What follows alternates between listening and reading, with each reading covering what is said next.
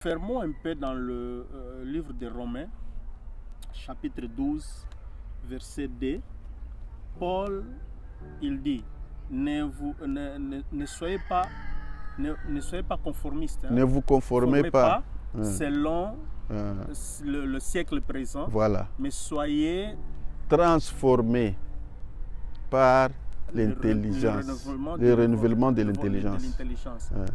Alors, quand Paul donne ce conseil, c'est à base de ce qu'il a vécu et ce qu'il a rencontré chez les Romains. Alors, il a trouvé que ce qui s'est fait maintenant, ça ne vous aidera pas à évoluer. Alors, cherchez le renouvellement de l'intelligence. Alors, c'est-à-dire que ayez une intelligence renouvelée. Si vous gardez cette intelligence, vous allez tomber dans le trou. Alors, il faut une intelligence renouvelée. Alors là, ça va vous permettre de faire autre chose. Donc, l'intelligence, il se renouvelle. Alors, mais qui renouvelle l'intelligence? Qui peut renouveler l'intelligence? C'est le Seigneur Jésus qui peut renouveler l'intelligence. C'est-à-dire que... Mais ça vient comment? Mais quand vous allez... Parce que l'intelligence est spirituelle. L'intelligence, ce n'est pas quelque chose que les gens peuvent aller toucher. Non. Alors, quand vous rentrez à l'origine vers celui qui donne l'intelligence, celui qui est capable de te renouveler, d'enlever. Parce que celui qui a mis l'intelligence, ce n'est pas une personne qui est dans le monde.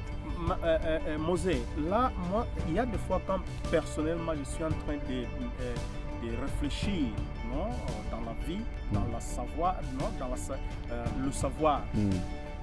Tu as parlé bien de l'intelligence, c'est une chose spirituelle. Là, je vois que l'origine de toutes les choses, c'est le spirituel. Parce qu'il y a des fois, je sais que tu as étudié l'ingénierie, dans l'architecture, la décoration, c'est comme ça. Pour faire une bonne dessin, pour travailler une bonne maison, qu'il soit bien, comment se dit, bonito en français, non? Il soit joli. Il soit joli. Ça vient d'où? Ça vient de la pensée. De la pensée. La pensée est immatérielle, spirituelle. Bon. Vous savez qu'il y a des éléments que nous devons encore aller plus loin. Parce que même la parole, tout vient de la parole. La parole devient une pensée. De la pensée, ça devient un caractère. Et du caractère, ça devient une action.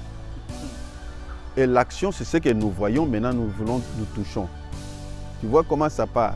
Et on a parlé des étapes, ce sont des étapes à suivre. Alors, si on ne se saisit pas de ces étapes-là, on va commencer à agir comme ça par l'ignorance que je venais de dire. Parce que quelqu'un qui connaît les choses, il suit l'étape. Il sait que ça devient... Parce que tout ce que nous voyons ici, on nous dit déjà qu'au commencement était la parole. L'origine de toutes choses. Une situation peut être là, même si nous voyons tout ça, tous ces smartphones et tout ça, c'est la parole.